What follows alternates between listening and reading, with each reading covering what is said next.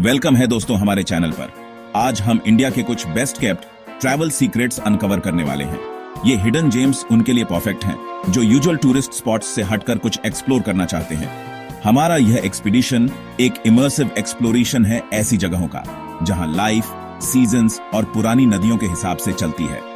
हम ट्रैवर्स करेंगे mist laden valleys, secluded beaches और एसेंड करेंगे मोनेस्ट्रीज तक हिमालयन जायंट्स के बीच।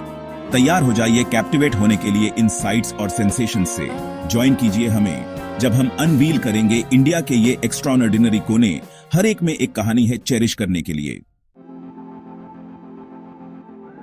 अपनी पहली डेस्टिनेशन है अरुणाचल प्रदेश में जीरो वैली। वैली का फ्लोर चावल के खेतों का पैचवर्क जैसा बड़े आसमान के नीचे चमकता है। आपटानी लोग जो यहाँ के ट्रेडिशनल रखवाले हैं अपने आसपास के साथ एकदम हार्मनी में रहते हैं। उनके यूनिक खेती के तरीके दिखाते हैं कि इंसान और नेचर के बीच कितना गजब का तालमेल है। आपटानी औरतों का डिस्टिंक्टिव लुक उनके ट्रेडिशनल नाक के प्लग और चेहरे के टैटू के साथ उनके यूनिक कल्चरल आइडेंटिटी के बारे में बताता है। घने बैम्बू के झुरमुट और ऊंचे ऊंचे ब्लू पाइन्स के जंगल हवा में राज फुसफुसाते हैं। गांव जहां ट्रेडिशनल स्टिल्ट हाउसेज हैं एक ऐसी लाइफ की झलक दिखाते हैं जहां कनेक्शन और सिंप्लिसिटी की वैल्यू है। म्यूजिक तो जीरो की रग-रग में बसा है और ज़ाइरो फेस्टिवल ऑफ म्यूजिक दुनिया भर से आर्टिस्ट को खींच लाता है। यहाँ का क्लाइमेट टेम्परेट है, इसलिए ये साल के ज्यादातर टाइम एक प्लेजेंट डेस्टिनेशन रहता है।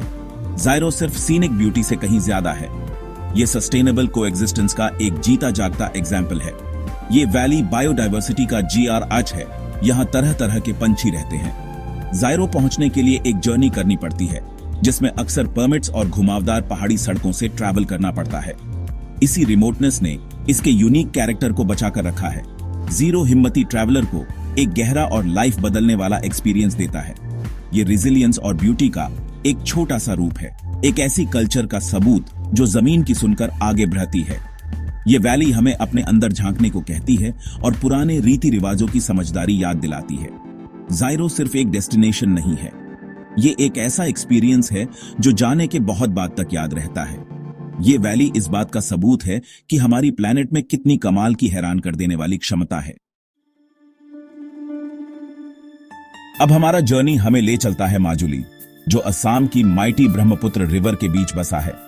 माजुली एक फ्रैजिल ज्यूअल है। इसका वजूद उसी रिवर ने बनाया है जिसने इसे जन्म दिया। यहां विजिट करने का बेस्ट टाइम अक्टूबर से मार्च तक है, जब आइलैंड के लैंडस्केप्स सबसे ज्यादा वाइब्रेंट होते हैं। माजुली नियो वैष्णवाइट कल्चर का एक वाइब्रेंट हब है। यहाँ बहुत सारे सत्र हैं जो आर्ट, म्यूजिक, डांस और फिलॉसफी के मोनास्टिक सेंटर्स हैं। नवंबर में रास लीला फेस्टिवल में लॉर्ड कृष्णा की लाइफ के किस्से डांस, ड्रामास और म्यूजिक के जरिए दिखाए जाते हैं। कमलबारी और ओनियाटी जैसे सत्र अपनी आर्टिस्टिक ट्रेडिशंस के लिए मशहूर हैं। माजुली में लाइफ ब्रह्मपुत्र के रिदम से जुड़ी है। यहाँ घर स्टिल्ट्स पर बने होते हैं ताकि एनुअल फ्लड से बचा जा सके। इस आइलैंड की बायोडाइवर्सिटी भी कमाल की है। विंटर में माइग्रेटरी बर्ड्स के लिए ये एक पनाहगाह है, लेकिन ब्रह्मपुत्र नदी के लगातार इरोजन की वजह से माजुली का फ्यूचर खतरे में है। चैलेंजेस के बावजूद माजुली के इन्हेबिटेंट्स का स्पिरिट बहुत रेजिलिएंट है। माजुली को बाइसिकल या स्कूटर से एक्सप्लोर करना एक इमर्सिव एक्सपीरियंस देता है।